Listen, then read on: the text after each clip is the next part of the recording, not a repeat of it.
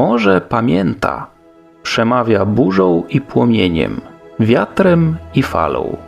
A gdy wyspa wzywa, ty powstajesz. Jesteś Tatsu, smokiem strażnikiem zrodzonym z morza i nieba. Twoim obowiązkiem nie jest to, by rządzić, lecz by przywracać. Wyspa zatrzymuje to, co jej oddajesz. Błogosławieństwa budzą się, gdy na nie zasłużysz. Przeszukujesz morza od szczelin po świątynię, oferując równowagę, pierścień po pierścieniu. Twa podróż stanie się legendą, opowiadaną burzą i płomieniem, wiatrem i falą. Czym zatem jest Tatsumi w praktyce? To abstrakcyjna gra logiczna oparta na mechanice dobierania zasobów i łączeniu ich w zestawy w taki sposób, by na koniec gry osiągnąć jak najwyższy wynik punktowy. Wcielamy się w niej w tak zwanego Tatsu, czyli smoka strażnika, którego zadaniem jest dbanie o bezpieczeństwo mieszkańców swojej wyspy. By to osiągnąć, będziemy gromadzić z głównej planszy morza esencje żywiołów, sił natury, takich jak woda, ogień, wiatr oraz błyskawice, oraz składać je w ofierze w 4 kapliczkach. Przeszkadzać nam w tym jednak będą 2 smoki Tekitatsu oraz wiry, blokując niektóre pola oraz ścieżki. W swojej turze gracz zawsze wykonuje w dowolnej kolejności 2 z 3 dostępnych w grze akcji. Lot, który jest obowiązkowy, czyli przemieszczenie swojego smoka o dowolną ilość pól w poziomie, pionie lub poprzekątnej, przy czym nie można się zatrzymać ani minąć pola, na którym znajduje się już inny smok lub wir. Pobranie odsłoniętego w ten sposób pierścienia i umieszczenie go w zasobach swojej wyspy oraz akcja dobierania lub ofiarowania. W akcji dobierania ponownie zdejmujemy z planszy do naszych zasobów 2 kolejne pierścienie sąsiadujących w poziomie lub pionie pól, zaś w akcji ofiarowania przemieszczamy je z naszych zasobów bezpośrednio na planszetkę wyspy. Akcję tę możemy wykonać tylko będąc w sąsiedztwie kapliczki. Zapewni to nam dodatkowe punkty oraz stałe bonusy. W grze jednoosobowej uwzględnić trzeba także moduł pogodowy, który wprowadza do gry niespodziewane i niekorzystne dla nas zdarzenia. W tym przypadku będzie to zarzewie pożaru oraz uderzenie pioruna. W pierwszej turze zatem zacznę od lotu, przemieszczę się w tą stronę, dobieram odkryty w ten sposób żeton, od razu sprawdzam, czy pasuje on do karty pogody, jaka znajduje się w grze. W tym przypadku nie, tutaj mamy wydarzenie związane z ogniem i z błyskawicami, to jest żeton wody, więc tutaj nie ma to wpływu na pogodę. Umieszczam go w zasobach swojej planszetki. Tutaj mamy tylko 3 sloty, a w całej grze mamy 4 rodzaje, więc trzeba umiejętnie zarządzać tymi zasobami tak, aby nie zapełnić ich zbyt mocno. Wykonałem ruch, więc teraz mogę wykonać kolejną akcję dobrania lub ofiarowania. Tutaj ofiarowania jeszcze nie zrobię, bo mam za mało elementów. Zatem zrobię akcję dobrania, czyli pobiorę 2 kolejne pierścienie z pól sąsiadujących z moim, umieszczę je w swoich zasobach. Dany kolor może znajdować się tylko w jednym slocie. Na pogodę to nie ma wpływu. Nadmiarowych pierścieni żadnych tutaj nie mam, więc teraz swoje akcje wykonują smoki Tekitatsu, tak zwane boty. W swojej turze każdy z nich dobiera po jednym pierścieniu ze wszystkich sąsiadujących ze sobą pól, czyli w tym przypadku 1, 2, 3 i dodatkowo tutaj zostały dobrane pierścienie, które pasują kolorami do tych, które znajdują się w module pogodowym, na kartach pogodowych. W takiej sytuacji przekładamy po jednym tak zwanym piaskowym dolarze na te karty. Jeżeli wszystkie te żetony znajdą się na kartach, wtedy zostanie uruchomiony efekt związany z pogodą. To samo robimy w tym przypadku. Raz, dwa, trzy. I tutaj również zostały pobrane pierścienie w kolorze pasującym, więc kolejny znacznik przechodzi na kartę, a te pierścienie są już usuwane z gry. Czyli tutaj boty wykonały swoje akcje, więc teraz czy obracamy któryś kafelek kapliczki? Nie. Tutaj na symbolach nie ma nie ma takiej konieczności, nie ma symbolu strzałek, więc tego nie robimy. Odsłaniamy kolejną kartę i rozmieszczamy według tego, co nam karta mówi. Czyli jeden smok znajdzie się w tym miejscu, drugi znajdzie się w tym miejscu, wir przemieści się do tego pola. Nie pobieramy już tych pierścieni, które zostały odkryte przez smoki sterowane kartami. I tutaj talia nie została opróżniona, więc tura dobiega końca. Teraz ja ponownie wykonuję swoje działania. O, i tutaj będę mógł już wykonać akcję ofiarowania, więc najpierw zrobię lot, przemieszczę się tutaj, pobiorę ten pierścień, umieszczę go w swoich zasobach. On też nie wpływa na pogodę. I jako druga akcja zrobimy już ofiarowanie, czyli teraz przemieszczam te pierścienie, które mam w zasobach swojej planszetki, na swoją wyspę. W tym przypadku mogę złożyć w ofierze 3 pierścienie wody, takie mam już w zasobach. Muszę znajdować się w zasięgu kapliczki, czyli na 3 najbliższych polach dla danej kapliczki, aby móc tę akcję wykonać. Umieszczam je na planszy i natychmiast będę też punktował. Zawsze każde umieszczenie pierścienia na planszy od razu punktuję. Pierwszy pierścień zawsze musi być umieszczony na polu przypisanym temu żywiołowi, czyli w tym przypadku na polu wody, i po każdym umieszczeniu dostaję tyle punktów, ile danych symboli żywiołów udało mi się zakryć, czyli w tym przypadku będzie 1. Kolejne pierścienie muszę umieszczać na polach sąsiadujących ze sobą, przy czym jeżeli pole jest oznaczone symbolem jakiegoś żywiołu, to tam nie mogę umieścić pierścienia w innym kolorze, więc tutaj nie mógłbym umieścić pierścienia wody. Zatem umieszczę tu i teraz sprawdzam, ile symboli wody mam zakrytych. 1, więc kolejny punkt. I teraz umieszczam jeszcze jeden symbol, umieszczam go tutaj. Ile mam symboli wody zakrytych? 1, więc kolejny punkt. Po każdym dołożeniu pierścienia sprawdzam, ile symboli danego żywiołów mam zakrytych na planszy i tyle dostaję punktów. Czyli tutaj akcja ofiarowania została wykonana. Po akcji ofiarowania mogę jeszcze umieścić na tej karcie łuskę smoka, którą mam na planszetce, i zyskać dzięki temu dodatkowy bonus punktowy. W tym przypadku zyskuję tyle punktów, ile mam pierścieni na obrzeżu wyspy, czyli w tym przypadku to będzie 1 dodatkowy punkcik. To są punktowania natychmiastowe. Po wykonaniu akcji kapliczka się odświeża, więc kartę trzeba odwrócić. I tutaj chyba wszystko już wykonałem w tej akcji. Przeniosłem, na pogodę to nie miało wpływu, odwróciłem kafelek kapliczki, łuskę też przeniosłem. Tak, tutaj błogosławieństwo wyspy jeszcze należałoby sprawdzić, ale w tym przypadku nie spełniłem warunków. Czym jest błogosławieństwo wyspy? Na planszetce wyspy znajdują się 2 dodatkowe łuski.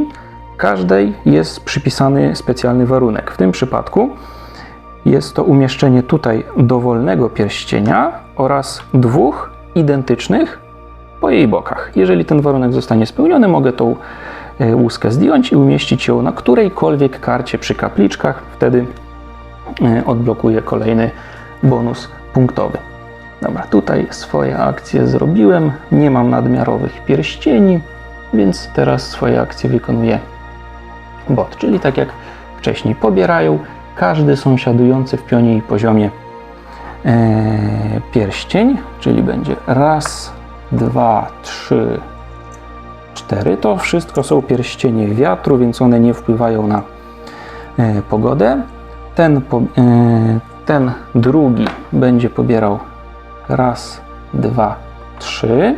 Stąd już nie pobiera. Jeżeli te punkty nachodzą na siebie, to pobieramy zawsze tylko jeden pierścień.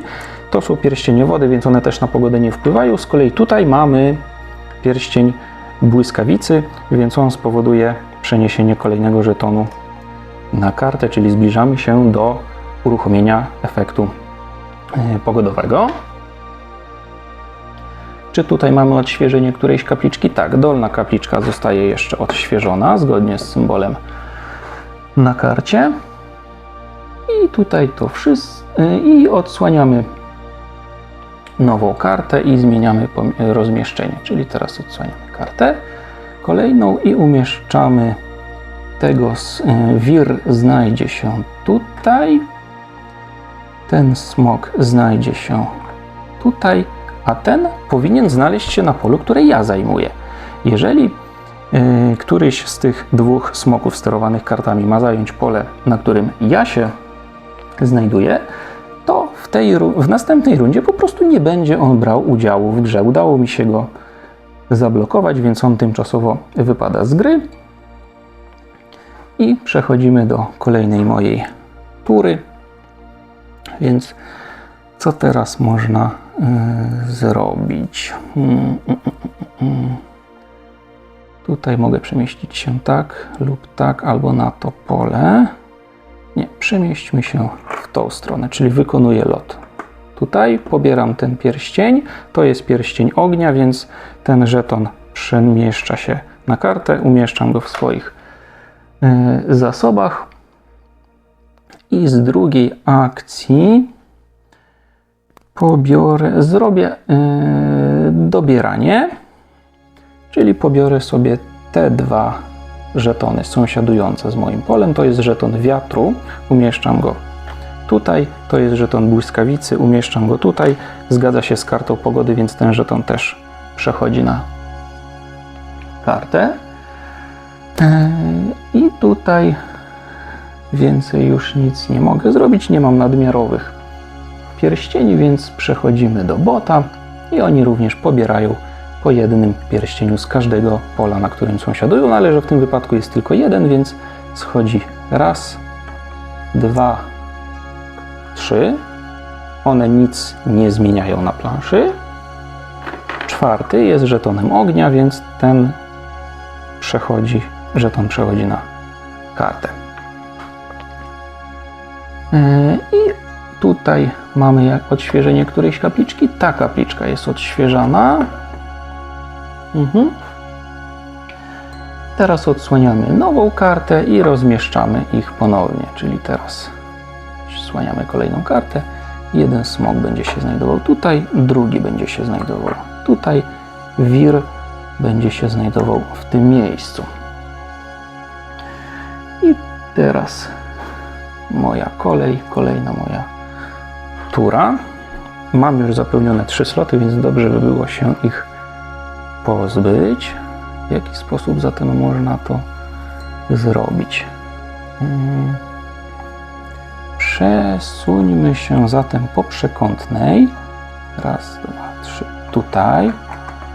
Ten pierścień odsłoniłem, więc go pobieram, umieszczam w zasobach i od razu przenoszę ten żeton na kartę. I z drugiej akcji zróbmy ponownie dobieranie, czyli pobieram dwa sąsiadujące ze mną żetony, w tym wypadku 2 żetony ognia, umieszczam je w zasobach swojej planszetki. Pasuje to do symbolu na karcie pogody, więc ten żeton przechodzi tutaj i w tej sytuacji wszystkie żetony są na karcie. To aktywuje zatem zdarzenie pogodowe. W tym przypadku muszę wybrać jeden pierścień ognia na swojej wyspie. Ciepło iskier tego pierścienia odpycha jeden sąsiadujący pierścień jedno pole dalej, o ile to możliwe. W tym przypadku nie mam na planszetce żadnych pierścieni ognia, więc tak naprawdę nic się nie dzieje. Więc po rozpatrzeniu zdarzenia pogodowego te żetony wracają obok karty. I tutaj pogodę już rozpatrzyliśmy, drugą akcję zrobiłem, więc teraz swoje wykonuje bot. Pobierają pierścienie. To są pierścienie wody, one niczego nie zmieniają. Tutaj mamy pierścienie ognia i błyskawicy, czyli po jednym żetonie ponownie wraca na kartę i to samo robimy z tym przeciwnikiem. To jest żeton wiatru, on niczego nie zmienia. Tutaj mamy ogień, więc ponownie żeton przechodzi tutaj. Żetony zostały pobrane, pogoda została rozpatrzona. Czy tutaj mamy odświeżenie kapliczki? Tak, mamy odświeżenie tej kapliczki. Oj, bardzo niedobrze, bo chciałem w niej złożyć ofiarę, więc to mi trochę pokrzyżuje szyki. I odsłaniamy nową kartę i przemieszczamy Tekitatsu.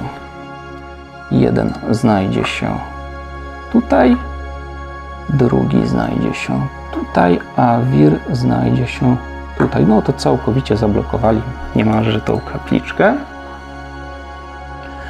Ok, i teraz moja tura. No to tutaj dobrze by było pozbyć się już tych pierścieni, żeby nie zapełnić sobie slotu. W takim razie najpierw wykonam akcję lotu w to pole. Odkrywam żeton ognia, przenoszę go na planszetce i jeden żeton przenoszę na kartę. To była moja pierwsza akcja. Z drugiej zrobimy ponownie ofiarowanie. Tutaj w tej kapliczce mogę ofiarować 2 pierścienie błyskawicy oraz 2 pierścienie ognia. Zdejmuję zatem 2 pierścienie ognia ze swojej planszetki i umieszczam je na wyspie, od razu też punktując. Czyli kładę pierwszy na polu z błyskawicą, co daje mi 1 punkt. I kolejny muszę położyć na polu, które sąsiaduje z już innymi wcześniej wyłożonymi pierścieniami, więc nie mogę go położyć tutaj. Muszę go niestety położyć w tym miejscu, co da mi 2 punkt. Teraz to samo robię z pierścieniami ognia. Umieszczam je na swojej planszetce sąsiadująco do innych, czyli tutaj mam zakryty jeden symbol ognia, więc dodaję 1 punkt. I drugi na polu sąsiadującym z innymi mogę go położyć tutaj, bo to pole sąsiaduje z tymi pierścieniami, więc jak położę tutaj, to będę miał już zakryte 2 symbole ognia, co da mi raz 2 dodatkowe punkty. I kolejna rzecz, tutaj przemieszczałem na planszę pierścienie pasujące symbolami do kart pogody. Jeżeli umieszczam na wyspie pierścień pasujący do karty pogody, to mogę przesunąć $1 piaskowy z tej karty z powrotem do zasobów, czyli w ten sposób oddalam aktywację efektów pogodowych. Wydarzenia nie wchodzą, no bo tu wszystkie żetony muszą być na kartę, więc to zostało rozpatrzone w ofiarowaniu. Przemieściłem pogodę, rozpatrzyłem. Czy tutaj mamy łuskę? Niestety nie, więc nie mogę tutaj położyć swojej łuski, aby zyskać dodatkowe punkty. Odwracam kafelek kapliczki, odświeżam ją w ten sposób. I czy tutaj błogosławieństwo wyspy? Nie, nie odblokowałem. Nadmiarowych pierścieni w zasobach nie mam, więc teraz swoje wykonuje bot. I każdy pobiera po 1 pierścieniu z sąsiadujących pól, czyli tutaj wyjdzie raz i 2. Został pobrany ogień, czyli ten żeton spada z powrotem na kartę. Stąd już był pobrany, więc wychodzą tylko raz, 2, 3 i to jest woda i powietrze. One nie wpływają w żaden sposób na pogodę, więc tutaj nic więcej się już nie wydarzy. Odświeżamy kapliczkę według zaleceń karty, ale tutaj nigdzie nic takiego nie ma, więc odsłaniamy nową kartę i rozmieszczamy. Jeden smok znajdzie się w tym miejscu, drugi smok znajdzie się w tym miejscu, a wir znajdzie się tutaj. Po rozmieszczeniu przechodzę do swojej tury. I to mi otworzyło bardzo dobre rozwiązanie, ponieważ mogę w pierwszej akcji zrobić lot tutaj. Pobieram ten pierścień, kładę go na planszetce i żeton przekładam tutaj, a z drugiej akcji robię ponownie ofiarowanie na tej kapliczce. Czyli biorę 2 pierścienie ognia, i umieszczam je na swojej planszetce, sąsiadując z innymi elementami. Czyli umieszczam go tutaj, mam dwa zakryte symbole ognia, więc dochodzą 2 punkty. Ten pierścień umieszczam tutaj, ponownie mam dwa zakryte symbole ognia, dodaję 2 punkty. Złożyłem w ofierze ogień, więc ten żeton piasku wraca do zasobów. Następnie składam w ofierze 2 żetony wiatru. Je również kładę na sąsiadujących polach z tymi, które już są. Mogę go położyć tutaj. Zakryłem jeden symbol wiatru, więc zyskuję punkt. Drugi mogę położyć tutaj. Mam zakryte 2 symbole wiatru. Raz, 2 dodatkowe punkty. I po złożeniu ofiary kapliczka się odświeża. Błogosławieństwa jeszcze nie wypełniłem, nadmiarowych nie mam, więc teraz boty wykonują swoje akcje, czyli tak jak wcześniej, pobierają po jednym. Tutaj pobierze powietrze i wodę, czyli nic się nie dzieje, jeśli chodzi o pogodę. Ten pobierze raz, 2, 3 pola, czyli tu będzie błyskawica, woda i ogień, czyli raz, 2. Stąd nie pobiera, bo to pole jest zablokowane przez wir. Czyli tutaj mamy już pobranie zasobów. Czy tu jest odświeżenie kapliczki? Nie. No to odsłaniamy kolejną kartę i rozmieszczamy. Jeden smok znajdzie się w tym miejscu, drugi smok znajdzie się w tym miejscu, a wir znajdzie się tutaj. I teraz dochodzi już kolejna moja tura. I co tutaj można zrobić? Po przekątnej się nie przesunę, mogę tylko w poziomie lub pionie, ewentualnie przejść na to pole. Czy tak zrobić? Nie, przejdźmy na dół, czyli przechodzę tutaj lotem, odsłaniam ten pierścień, zabieram go do swoich zasobów. Jest to pierścień błyskawicy, więc żeton ląduje na karcie. I z drugiej akcji dobranie czy ofiarowanie. Zróbmy dobranie, ponieważ dobranie zapewni nam jeden ciekawy efekt, czyli dobieram 2 kolejne pierścienie z pól sąsiadujących. Jest to woda i wiatr, więc na pogodę to nie wpływa, ale udało mi się opróżnić jedno z gniazd na planszy głównej, więc natychmiast umieszczam tutaj jeden z żetonów piaskowych dolarów, które znajdują się tutaj, więc umieśćmy ten żeton w tym miejscu. Efekty pogodowe nie zostały uruchomione. Tutaj na planszetce nadmiarowych nie mam elementów, więc teraz swoje akcje wykonują boty. Pobierają po jednym pierścieniu z każdego sąsiadującego pola, czyli błyskawica i wiatr, czyli żeton przechodzi tutaj i drugi robi to samo, czyli błyskawica, błyskawica, ogień, ogień. Tutaj również opróżnione zostało jedno gniazdo, więc natychmiast jeden z żetonów musi zostać tutaj umieszczony, więc umieśćmy ten żeton w tym miejscu. No ale dodatkowo zostały pobrane te żetony, które wpływają na pogodę i tutaj wyjątkowo oba wydarzenia należy rozpatrzeć, więc zaczynamy od ognia.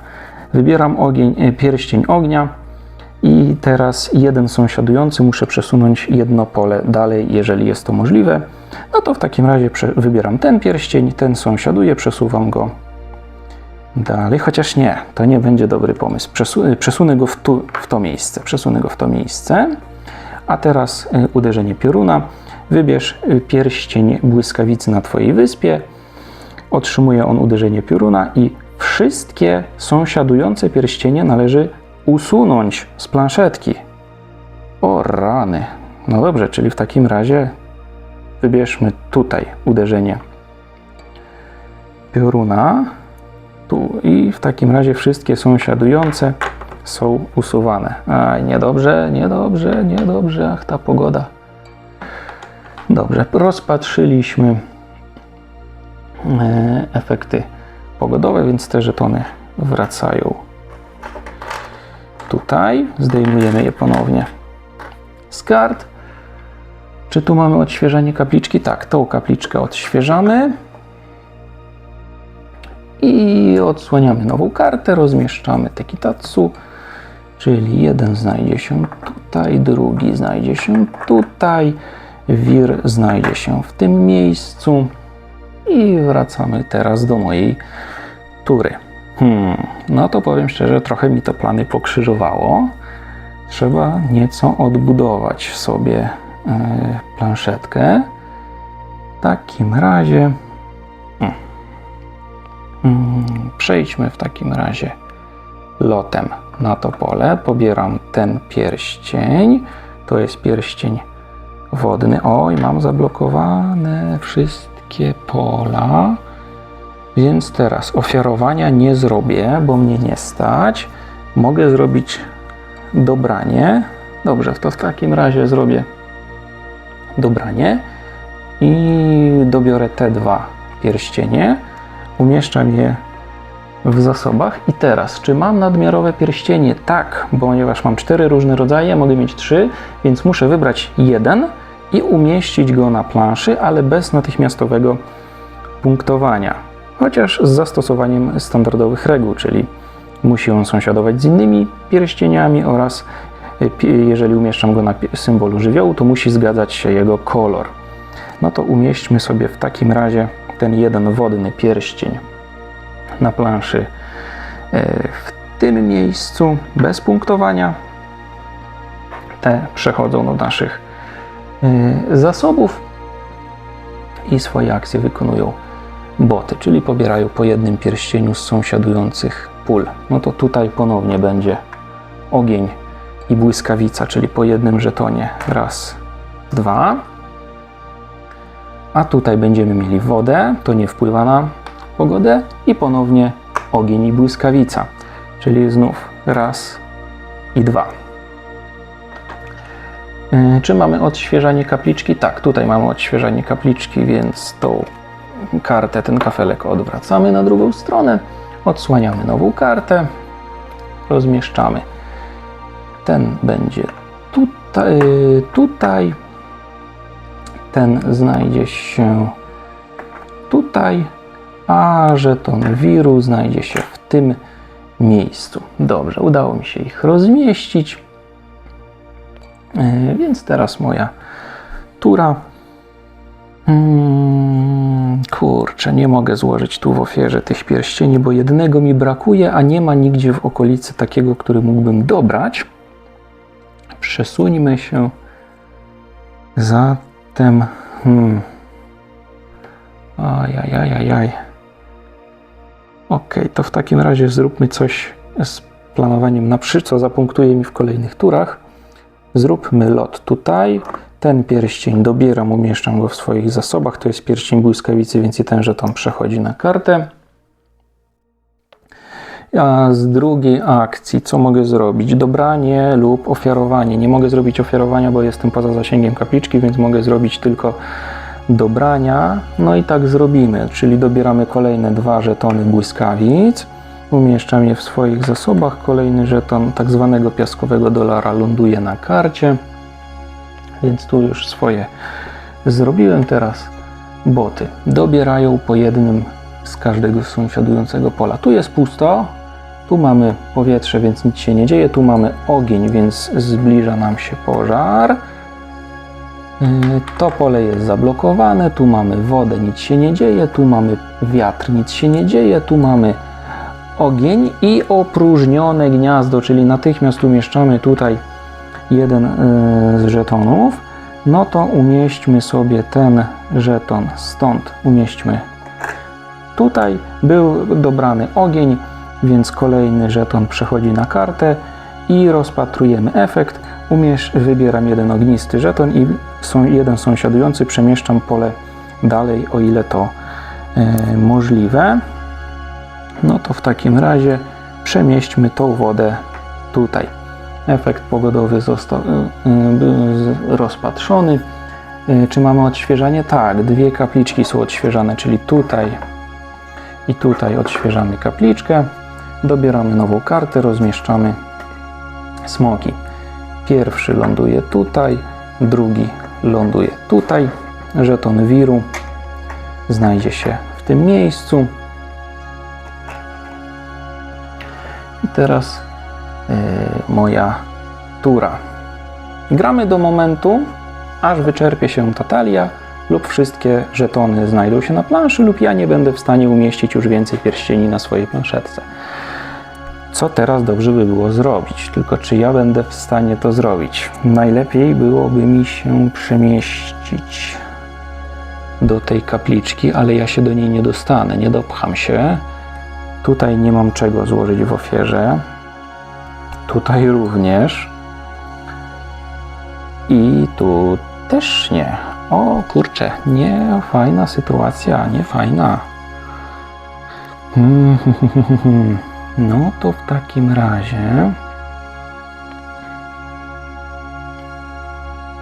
razie przemieśćmy się lotem na środkowe pole. Ten pierścień dobieram, umieszczam go w zasobach. Na pogodę to nie wpływa. To był lot. I teraz dobranie, czyli mogę dobrać ogień i błyskawice lub dwie błyskawice. Błyskawic już mam dużo. Ciężko mi się będzie tego pozbyć, więc dobiorę sobie ogień i błyskawice. A, te żetony tu spadają od razu po rozpatrzeniu pogody. Więc ten żeton przechodzi tu, ten przechodzi tu, a te umieszczam w swoich zasobach. Nadmiarowych żetonów nie mam, więc teraz boty dobierają wiatr i ogień i natychmiast uzupełniamy puste pole, więc weźmy ten żeton, umieśćmy tutaj. Był dobrany ogień, więc i jeden żeton przechodzi na kartę. Teraz drugi smok robi to samo. To pole jest zajęte, więc dobiera ogień i błyskawice. I tu też mamy od razu opróżnione pole, więc natychmiast jeden żeton przechodzi, więc przesuńmy ten żeton, przesuńmy tutaj. Zostały dobrane ogień i błyskawica, więc to przechodzi tu, to przechodzi tu. Rozpatrujemy efekt pogody, czyli ponownie wybieram jeden ognisty pierścień i jeden sąsiadujący z nim. Muszę odepchnąć jedno pole dalej. Okej, bardzo często się to uruchamia. Dobra, to w takim razie przesuńmy ten tutaj. Przesuńmy. I te żetony spadają. Czyli pogoda została rozpatrzona. Odświeżenie kapliczek. Ta kapliczka zostaje odświeżona. Oj, to jest dobre dla mnie. Teraz będę mógł się pozbyć nieco elementów ze swojej planszetki. Tutaj odwróciłem. Odsłaniamy nową kartę. Jeden będzie, no nie, no bez żartów. Tu i tu. A wir będzie tu, no bez żartów, no nie. O rany. No jakby wiedzieli, że ja będę chciał iść do tej kapliczki. No to jest po prostu niesamowite. Dobrze, oni zostali rozmieszczeni, więc teraz moja tura. No i miałem tutaj piękny plan, żeby przejść się do tej kapliczki i złożyć w ofierze pierścienie ognia oraz błyskawicy, ale tego nie mogę zrobić, ponieważ to pole jest zablokowane, a na żadne z tych nie jestem w stanie się przemieścić, bo przemieszczać można się wyłącznie w poziomie, pionie lub po przekątnej. Więc niestety muszę nieco zmienić swoje plany. Przeniosę się tutaj. Stąd już niczego nie dobieram, bo to pole zostało opróżnione. Więc to była moja akcja lotu i teraz robię ofiarowanie w tej kapliczce, czyli składam w ofierze 3 żetony pierścienie, błyskawicy i umieszczam je na planszy. Muszą sąsiadować z innymi. W takim razie umieśćmy jeden tutaj. Mam zakrytą jedną błyskawicę, więc dostaję 1 punkt. Umieśćmy jeden tutaj. On sąsiaduje z tym polem, więc może się tu znaleźć. Nadal mam zakrytą tylko jedną błyskawicę, więc 1 punkt dostaję. I kolejny umieszczę sobie tutaj, sąsiaduje z tym, ale mam zakryte już 2 błyskawice, więc dostaję 2 punkty. Dodatkowo tutaj mamy symbol łuski, więc mogę jedną z łusek ze swojej planszetki zdjąć, położyć na tej karcie. co odblokuje mi stały bonus. Od teraz przez resztę gry mój smok może przelatywać przez tak zwane strzeżone pola, czyli mogę przelatywać nad innymi smokami, mogę przelatywać nad wirem i dodatkowo, jeżeli to zrobię, to dostaję natychmiast 2 punkty za każdą znajdującą się tutaj łuskę, więc jest to bardzo mocny bonus, który ułatwi mi podróżowanie i zapewni dużą liczbę punktów. No i złożyliśmy w ofierze pierścienie błyskawicy, więc ten jeden żeton wraca tutaj z powrotem do zasobów tej karty. Oddalamy nieco w czasie ponowne uderzenie pioruna. No i tą kapliczkę odświeżamy, bo złożyliśmy tutaj w ofierze błogosławieństwa wyspy. Nie udało mi się odblokować. Sprawdzam, czy mam jakieś nadmiarowe pierścienie w zasobach. Nie, więc teraz wracamy do botów i one pobierają swoje pierścienie. Ten pobiera raz, dwa, o, stąd nie może, ale tutaj mamy już 2 opróżnione gniazda, więc natychmiast umieszczam tutaj 2 dodatkowe żetony. No to weźmy te, raz, 2, dodatkowo to były żetony ognia, więc ten jeden przechodzi na kartę. To samo teraz robimy z tym. Tutaj będą tylko te 2 gniazda opróżnione i to opróżnione już całkowicie, więc kolejne 2 żetony tak zwanych piaskowych dolarów przenosimy w te miejsca. I teraz jeszcze dodatkowo uruchomiony zostanie efekt pogody związany z ogniem. Wszystkie żetony są na karcie, więc odpala się wydarzenie, czyli ponownie muszę wybrać jeden żeton ognia i przesunąć go na sąsiadujące. Jeden sąsiadujący przesunąć pole dalej. No to w takim razie przesuńmy sobie ten żeton na to pole, chociaż nie mogę. Wtedy ten nie będzie sąsiadował. Ale to sąsiadowanie to musi być przy umieszczaniu. One muszą sąsiadować. Przy umieszczaniu muszą sąsiadować. To może w takim razie, to żeby nie było wątpliwości, to przesuńmy może ten, to przesuńmy może tutaj coś. O, ten tutaj. Nie, to mi zablokuje błogosławieństwo wyspy. Ten tutaj. O, to może wpłynąć negatywnie na punktowanie na koniec gry, ale nie, może nie. To się uzupełni tutaj. To uzupełnimy, dobra. Czyli w takim razie ten przesunę w to miejsce. Efekt pogodowy został rozpatrzony po dobraniu, więc te żetony wracają tutaj. Odświeżamy kapliczki, czyli to będzie ta kapliczka będzie odświeżona. Odsłaniamy nową kartę. O, czyli jeden znajdzie się tu, drugi znajdzie się tutaj, a wir pozostanie w tym miejscu, w którym jest. Dobrze, i teraz moja tura. No to tu muszę się pozbyć zasobów, które mam na planszy. Ogień, błyskawica, wiatr. Gdzie mogę się tego pozbyć? Tutaj. O. I to będzie dobry sposób na pozbycie się tych elementów. Mam odblokowany bonus, który umożliwia mi przelatywanie przez strzeżone lokacje.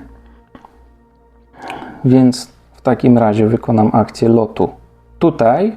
Przeleciałem przez strzeżone lokacje, więc za każdym razem, gdy to robię, dostaję natychmiast 2 punkty za każdą znajdującą się tutaj łuskę, czyli dostaję 2 dodatkowe punkty. To była moja pierwsza... lot, czyli to pobieram. Umieszczam w zasobach. Opróżniłem to pole, więc jeden z piaskowych dolarów tutaj wraca. Więc umieśćmy tutaj ten żeton. To była moja pierwsza akcja. Na pogodę to nie wpłynęło, więc z drugiej akcji zrobimy ofiarowanie. I tutaj ofiaruję 2 żetony błyskawicy oraz 2 żetony ognia. Biorę 2 żetony błyskawicy, umieszczam je na swojej planszetce, natychmiast też punktując, czyli umieszczam go tutaj ile mam błyskawic? 1, 2, czyli 2 punkty. Raz, 2. Teraz drugi umieszczam sąsiadująco, czyli tutaj. I mamy raz, 2, 3 symbole błyskawicy zakryte, czyli raz, 2, 3 punkty. Następnie umieszczam 2 żetony ognia na swojej planszetce. I gdzie mogę je umieścić? Sąsiadująco do innych symboli, czyli umieśćmy go tutaj. Ile mamy ogni? 1, 2, 3 ognie, czyli raz, 2, 3 punkty natychmiast dostaję. I teraz kolejny symbol. Umieśćmy go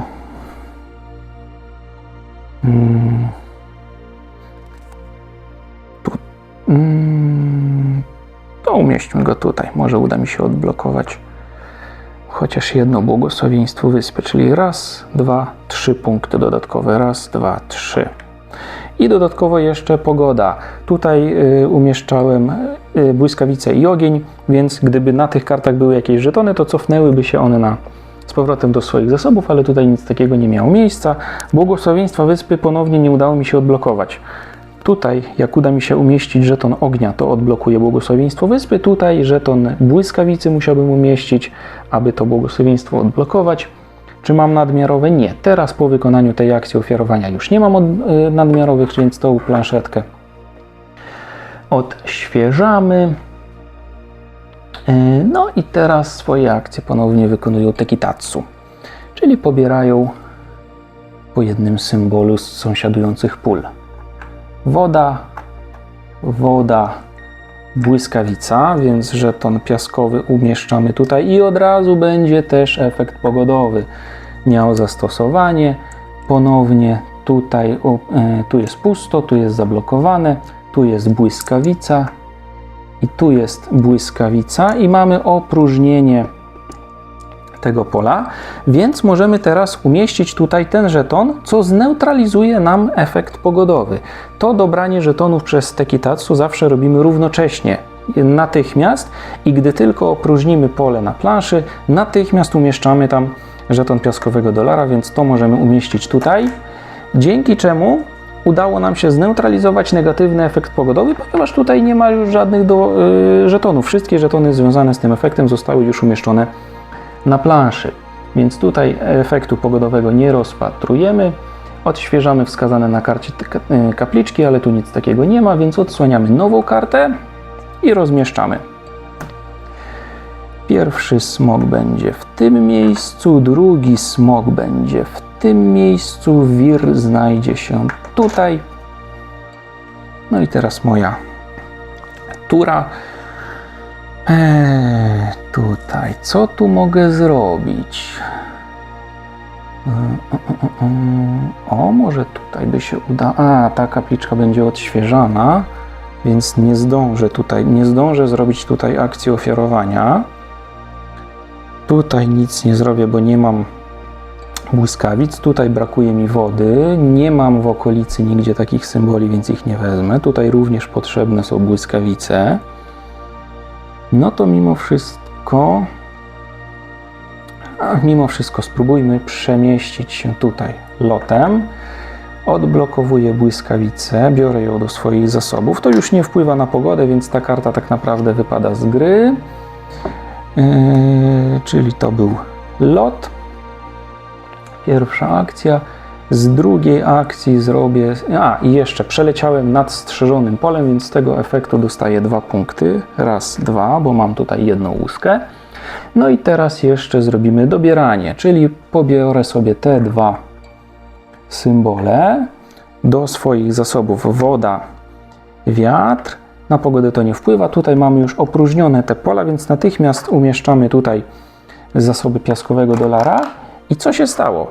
Wykorzystałem już wszystkie żetony piaskowych dolarów. One znajdują się na planszy głównej. To jest jeden z warunków końca gry.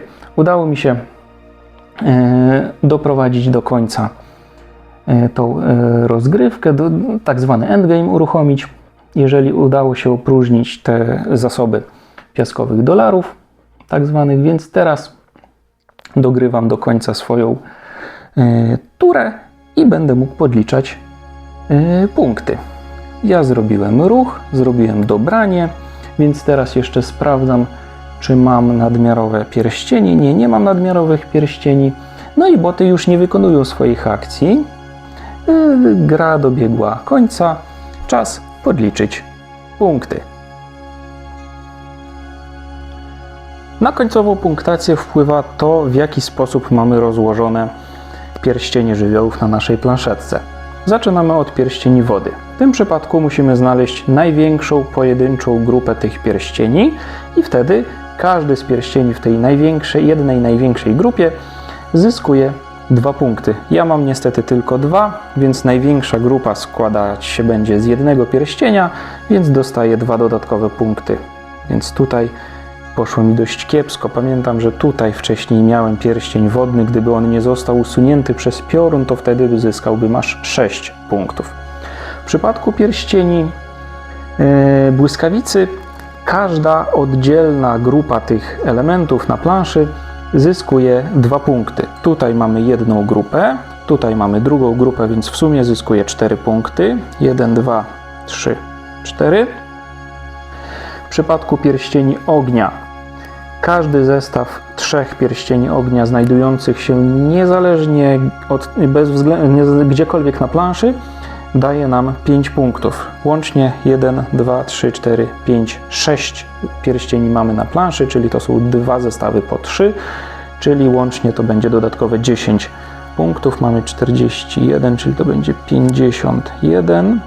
Teraz to będzie 3, 4, 5, 6, 7, 8, 9, 10, 51 punktów. No i jeszcze teraz pierścienie wiatru. W tym przypadku każdy pierścień wiatru dostaje tyle punktów, z iloma unikalnymi pierścieniami w innych kolorach sąsiaduje. Ten sąsiaduje tylko z pierścieniami ognia, więc dostaje 1 punkt. Ten sąsiaduje z 2 kolorami, więc dostaje 2 punkty. 1, 2. I w tym przypadku to będzie wszystko, więc udało mi się zgromadzić 54 punkty, więc muszę przyznać wynik dosyć kiepski. Jeśli mam być szczery, w poprzedniej rozgrywce, jaką miałem, udało mi się przekroczyć 80 punktów, co jest znacznie lepszym wynikiem. Tutaj tylko 54. Według instrukcji wynik ten jest opisywany jako Islanders go exploring, searching for a new home, czyli niestety mieszkańcy mojej wyspy zmuszeni byli ją opuścić w poszukiwaniu nowego domu. No cóż, niestety, tym razem nie poszło mi zbyt dobrze. Dzięki za obejrzenie. Jeśli materiał Ci się spodobał, zachęcam do subskrybowania kanału. Już wkrótce kolejne rozgrywki. Do zobaczenia. Cześć!